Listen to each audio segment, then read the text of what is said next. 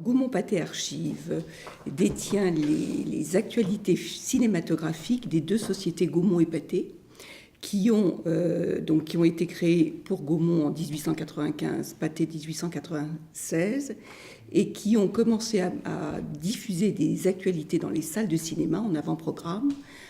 Pathé à partir de 1909 et Gaumont à partir de 1910. C'est-à-dire que toutes les semaines, il y avait un programme d'actualité dans les cinémas, dans les salles Gaumont et Pathé.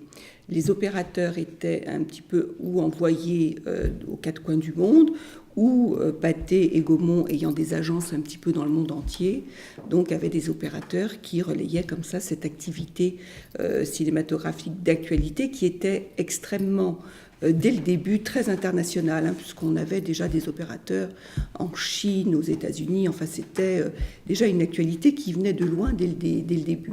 Alors, bien sûr, au début, c'était aussi des actualités, très de la mode, du sport, enfin très franco-français. Mais on a quand même des actualités qui circulent à travers le monde très très vite. Gaumont a racheté la société Éclair Journal, qui était concurrent de Gaumont et Pathé dès le début du siècle, et on a racheté ça dans les années 69, donc ça vient enrichir le fonds Gaumont-Pathé, Éclair bien sûr. On représente des sociétés d'archives étrangères. On a racheté des fonds pour venir compléter un peu les corpus pour les périodes où les actualités Gaumont et Pathé ne tournaient pas, et notamment durant la Deuxième Guerre mondiale de 1942 à 1946, puisqu'on était bien sûr fermé.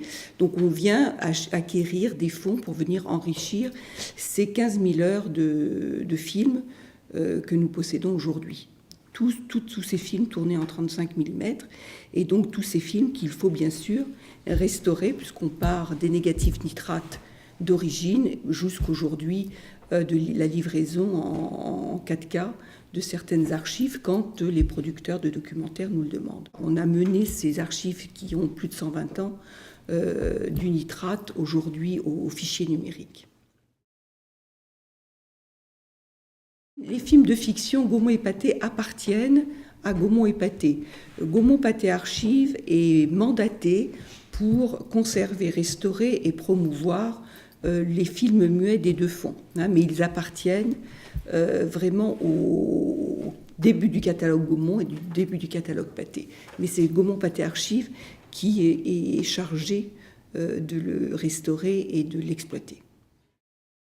Nicolas Seydoux a eu cette volonté, il y a une trentaine d'années, de prendre, donc grâce à un travail qui avait été initié par Désir Gallard, et Pierre déjà à l'époque faisait partie de cette équipe qui commençait un petit peu à mettre son nez et les mains même dans ce fonds d'actualité qui était quand même, il faut le savoir, des millions de boîtes jamais ouvertes, pas répertoriées, des fiches manuelles. Enfin, c'était vraiment la préhistoire. On allait dans les caves à la frontale ouvrir les boîtes au marteau. Donc il faut quand même se rendre compte que ça n'a que 30 ans. C'est pas il y a 50 ans, 60 ans, mais il y a 30 ans, quand on a commencé à s'occuper des archives, Gaumont, pour ma part, c'était vraiment pas informatisé. Donc il a fallu répertorier tous ces films, les informatiser. Quand la vidéo est arrivée, en faire des reports vidéo, et puis mener tous ces films pour les conserver.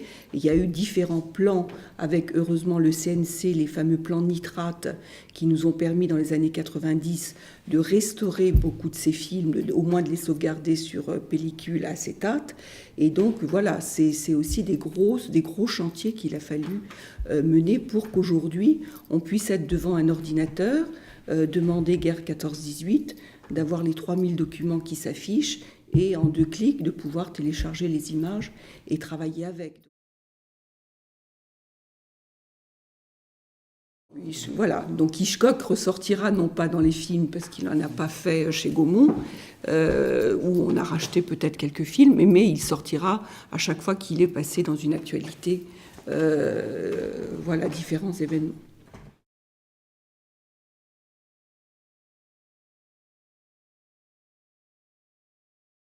On prépare, nous, la guerre de 14 depuis déjà 3-4 ans, puisqu'on voulait être prêt, un centenaire, on n'en vit pas plusieurs. Hein. Donc depuis 3 ans, on a aussi bien dans la fiction, et d'où le résultat du travail fait sur la fiction avec Pierre Philippe, mais sur les actualités, on a fait la même chose, c'est-à-dire qu'on a essayé de thématiser tous ces documents, puisqu'il y avait plus de 5000 documents autour de la référence 14-18. Donc on a un petit peu thématisé pour que quand les producteurs, vous avez vu, là nous on a participé depuis 2013 à une quarantaine de documentaires qui sont passés sur les chaînes de télé.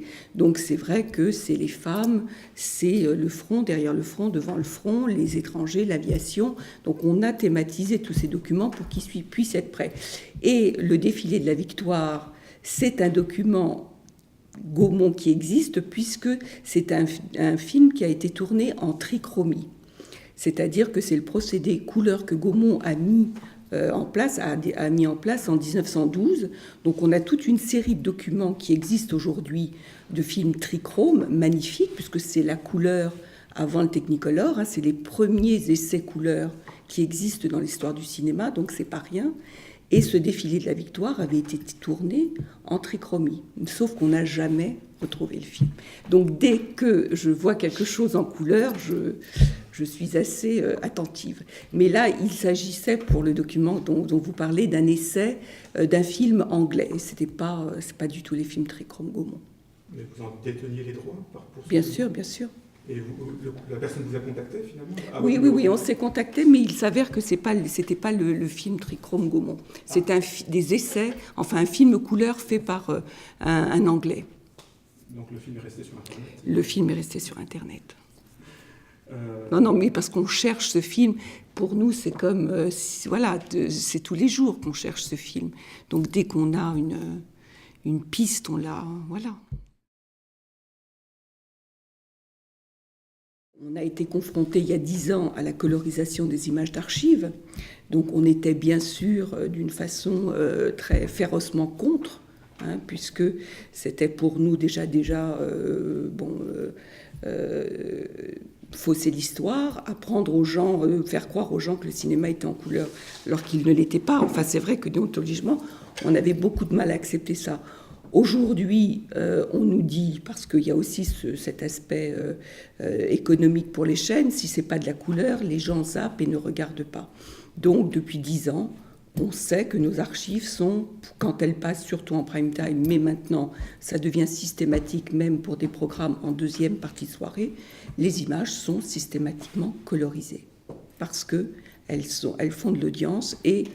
Force est de constater que sur Apocalypse, on ne peut pas dire que ça n'a pas une bonne audience, alors à tort ou à raison, mais au moins les jeunes, les parents mettent leur môme devant la télé en disant il faut regarder parce que c'est le document qu'il faut regarder sur la guerre de 14-18. Mais pas que, il y a un très beau film qu'a fait un producteur qui s'appelle Programme 33, qui s'appelle Elles étaient en guerre, sur les femmes pendant la guerre. Bon, ça a été bien sûr colorisé puisque ça passait en première partie de soirée, mais c'est un très très très joli film. Donc il y a aussi des belles réussites. Bon, alors voilà. Donc il faut aussi que nous, détenteurs d'archives, on est obligés de faire des concessions et que c'est quand même ces gens-là qui nous font vivre, on ne touche pas de subventions ni de Gaumont ni de Pathé, on s'autofinance et on ne restaure que si on fait des bénéfices. Donc on est bien obligé de faire vivre ces actualités, ces archives et de les vendre.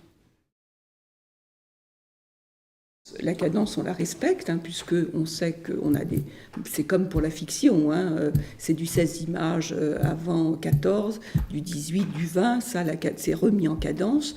Après, nous, on a les cadres d'origine. Et comment c'est fait techniquement? C'est une interpolation des images? Exactement. On rajoute des images quand elles sont après synchronisées. Et donc, non, ça c'est respecté. Les cadres sont respectés, sauf qu'après, les gens qui montent les actualités dans leurs documentaires mettent des bandes, des trucs. Exactement, des fois c'est maintenant ils floutent pour essayer un petit peu de tricher. Enfin bon, voilà. Mais nous, on leur livre à la cadence et au format d'origine. Mais c'est comme la colorisation. Après, on n'a plus la main, le producteur, voilà, pour les besoins, et le réalisateur, hein, puisque je pense que le réalisateur aussi, après, a des choix artistiques de vouloir mettre des barres, recadrer l'image, zoomer dans l'image. Enfin, l'image est plus que manipulée après la livraison. Maintenant, on nous demande beaucoup de haute définition, puisque plus les films sont définis, plus ils supportent la colorisation. Et c'est comme ça qu'on a vu quand même que ça a fait quand même un peu de progrès ces dernières années, parce que justement, on livrait des documents soit en HD, soit en 2K.